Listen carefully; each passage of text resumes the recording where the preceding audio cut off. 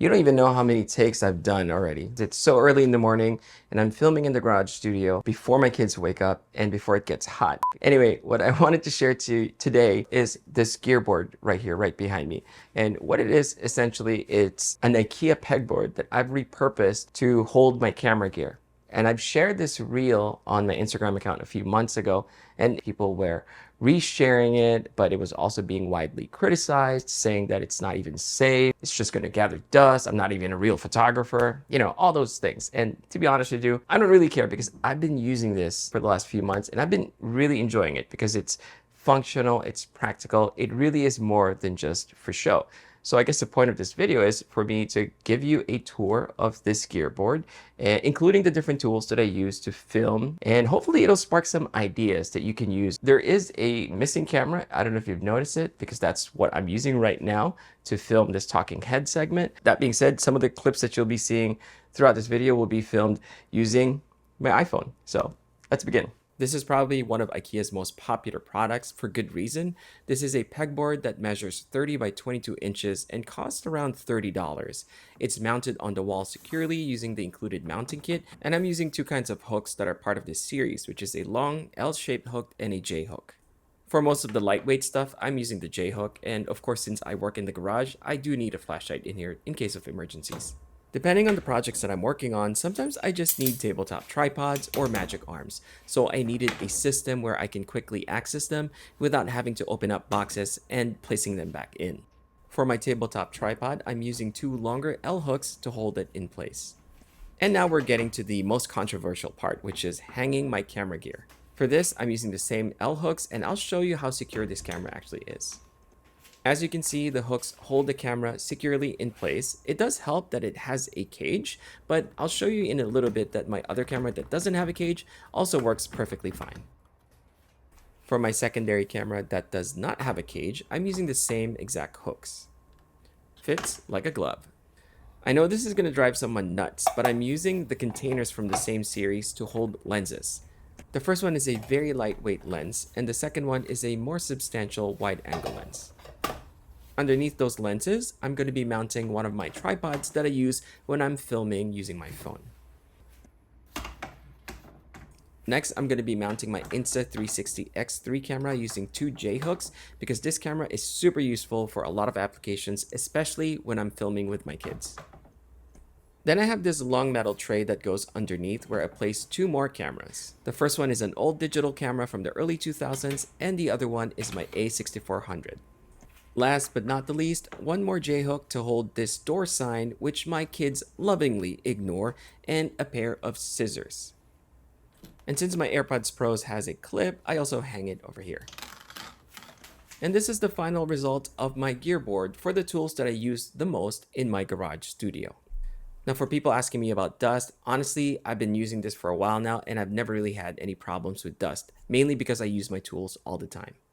So that's how I pretty much have everything set up. But before we get into the gear itself, I just wanted to share this really quick message because you might be considering a career in videography or photography, and you're probably looking at this gearboard and saying, gosh, I need to spend all this money just so I can start creating. You definitely don't need all of this gear because the most important thing that you will need are the skills to bring your vision to reality, and you do that through learning. So for the last 15 years, all I've done is search Google, watch YouTube videos, search Reddit so that I can learn about composition, how to use different programs, and all that stuff. Had Skillshare existed back then, it definitely would have saved me a ton of time and spared me the headache. Skillshare can be one of the most powerful tools that you will ever have. And if you're not familiar, Skillshare is an online learning community with tons of classes on video production, editing, photography, and a whole lot more. So in my case, if you look through all my videos, the color grading is very inconsistent because I've struggled with it and I still do. So I decided to check out Skillshare, and I found this class by Fred Trevino, who is a professional colorist. What's great about Skillshare is that you get to see the classes and the lessons, and you have an idea of how long the lesson lessons take. That way, you can be more efficient with your time. You can work through the lessons at your own pace that fits your schedule.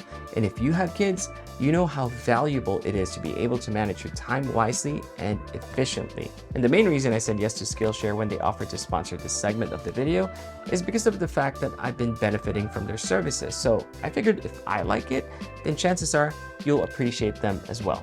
Plus, there's really no risk because they offer a free month trial. So in that month, you're already learning a ton of stuff. So check out the special link that they provided in the description box because the first 500 people to use my link will receive a 1-month free trial of Skillshare. So get started today. And do let me know if there's a particular class that you enjoy because it might be something that I want to check out myself. And if there's one lesson that I can share with you from my 20 years of working experience, that is, you should never stop learning. All right, so now I'm going to walk you through the different tools that I use to film videos and take photos, starting with my main camera. This one is my newest camera, which is the Sony ZV-E1, and I recently replaced my Sony a7 III camera for this. I love the a7 III, but I needed a camera that was dedicated for just filming videos. So I added this cage so I can attach these 2 quick release plates on the side and at the bottom. The included magnetic tool is super useful when I need to tighten any loose screws, and having a top handle for this camera is super useful and convenient. Not only does it make it easier to hold the camera, but it also adds a cold shoe mount for my microphone at the top and even down on the side. Thanks to the 2 quick release plates I have on the cage, I can easily mount the camera horizontally or vertically depending on what I'm shooting. The next camera is the Sony a7C, which I use mainly for photography.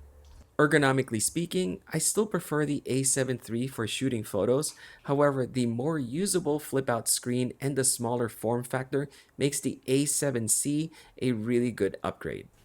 One of my favorite lenses to use with the a7C is the Tamron 17-28 f2.8. It's a decent size that complements the form factor of the a7C. My other camera is the crop sensor a6400, and I mainly use this for personal stuff such as family and travel thanks to this small size. I paired it with one of my favorite lenses, which is a 35mm prime lens from Sigma, and it just gives this camera an overall analog feel, and it's just such a joy to shoot with. And here's a simple size comparison between the a7C and the a6400. You can see why I prefer the a6400 for travel. Admittedly, this last camera is simply here for novelty's sake. This is the Sony DSC V3 Cybershot, which is my first digital camera from the early 2000s. It was a great camera for that time, but it definitely is old and not quite as usable. I briefly touched on the X3 earlier. Now this camera is super useful and I love using this during family trips because it's a 360-degree camera. You can basically just mount it anywhere and just keep filming. That basically takes away all the guesswork as to where to point the camera, so I highly recommend this. This interesting looking tripod is from PGY Tech, and I attached this magnetic mount from Moment. It's essentially a glorified selfie stick because you can extend it, but you can also use it as a tripod, so it's very useful for a lot of creative shots. And I have this very simple makeshift tabletop tripod using a ball head. I have the Falcam F38 quick release plate mounted just about everywhere, making it easier for me to switch between cameras and different tools. And I know that I already showed this earlier, but I took some footage of the flashlight, so I decided I'm just going to include it because it looks nice. And this one's kind of an old product, but it's called a switch pod, and I can still mount a ball head here, and it acts as a tabletop tripod or a nice selfie stick. This one is a Magic Arm by Falcam, and they sent me this along with their new tripod, which I made a video about very recently. So I'm going to link the video here just in case you want to watch it. But it's really cool because I was able to take POV shots of me taking photos. So it has a lot of creative potential.